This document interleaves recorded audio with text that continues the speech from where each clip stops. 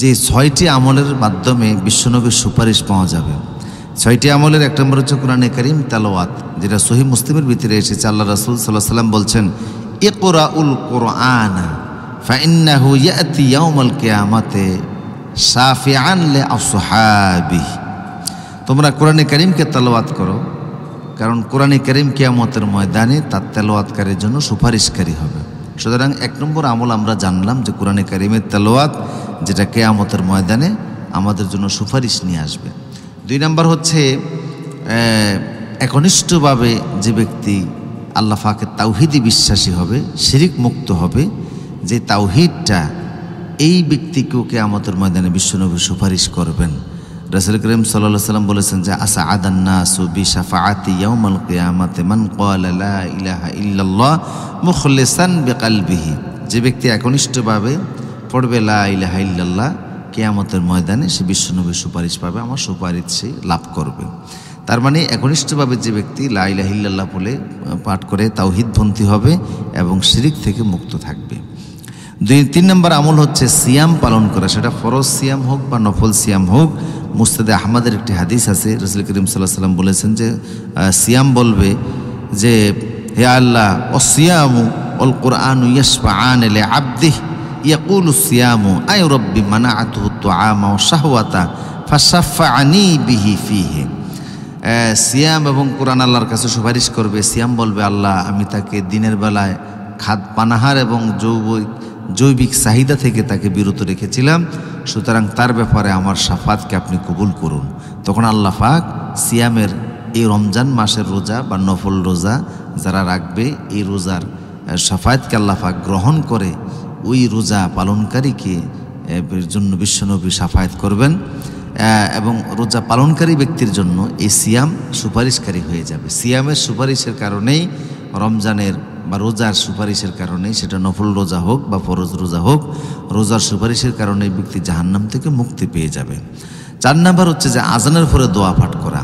আজান যে দেওয়া হয়, রাসূল পাক সাল্লাল্লাহু আলাইহি ওয়াসাল্লাম বলেছেন যে ইজা সামি'তুমুন নিদা ফাকুলু মিসলা মা ইয়াকুলুল মুয়াজ্জিন। যখন মুয়াজ্জিন আজান দেয় তখন মুয়াজ্জিন যা বলে তোমরাও সেটা বলবা, অর্থাৎ মুয়াজ্জিন যেরূপ বলে তোমরা হুবহুব ওই রকম বলি আজানের জবাব দিবা। আজানের পরে রাসূল করিম সাল্লাল্লাহু আলাইহি ওয়াসাল্লামের জন্য দোয়া পড়া এবং আজানের দোয়া পড়া, যেটা আমরা পড়ে থাকি, আল্লাহুম্মা রাব্বা হাযিহিদ দা'ওয়াতিত তাম্মাহ ওয়াস সালাতিল কাইমা আতি মুহাম্মাদিল ওয়াসিলাতা ওয়াল ফাযিলা ওয়াদ দারাজাতার রাফিআ ওয়াবআসহু মাকামান মাহমুদান আল্লাযী ওয়া'আদতা। এই যে আমরা দোয়াটা পড়ে থাকি আজানের পরে, যে দোয়াটা, এই দোয়া পড়লে আল্লাহ রাসূল সাল্লাল্লাহু আলাইহি ওয়াসাল্লাম বলছেন হাল্লাত লাহু শাফাআতি, তার জন্য সুপারিশ করা আমি রসুলের জন্য হালাল হয়ে যাব, ওয়াজিব হয়ে যাবে। তার মানে আজানের পরে যদি কোনো ব্যক্তি দোয়া করে তাহলে আল্লাহ রসুলের কার্যকর সুপারিশ সে পেয়ে যাবে।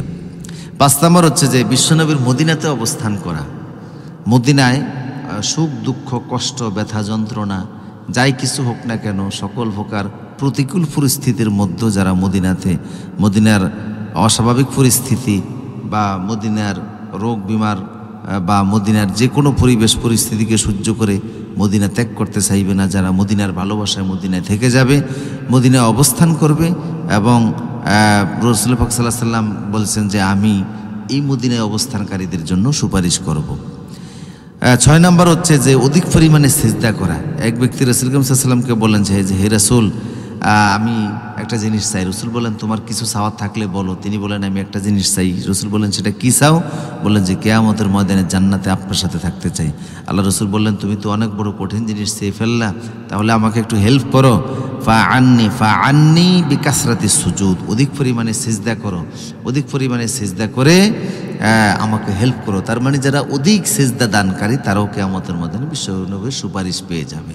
সুতরাং রাসূল পাক সাল্লাল্লাহু আলাইহি ওয়াসাল্লামের কার্যকর সুপারিশ পাওয়ার জন্য 6টি আমল করা। 1 নম্বর কোরআনে কারীম তেলাওয়াত করা। 2 নম্বর হচ্ছে যে ইখলাসের সাথে লা ইলাহা ইল্লাল্লাহ পাঠ করা ইয়াকিনের সাথে, এবং এই কালেমা যেন শিরিক মুক্ত থাকে।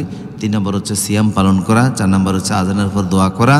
5 নম্বর হচ্ছে মদিনাতে প্রতিকূল পরিস্থিতির মধ্যে অবস্থান করে মদিনায় ত্যাগ না করা। 6 নম্বর হচ্ছে অধিক পরিমাণে সিজদা করা। এই কাজগুলি করলে বিশ্বনবীর কার্যকর সুপারিশ পাওয়া যাবে। আল্লাহ আমাদের আমল করার তৌফিক দান করুন।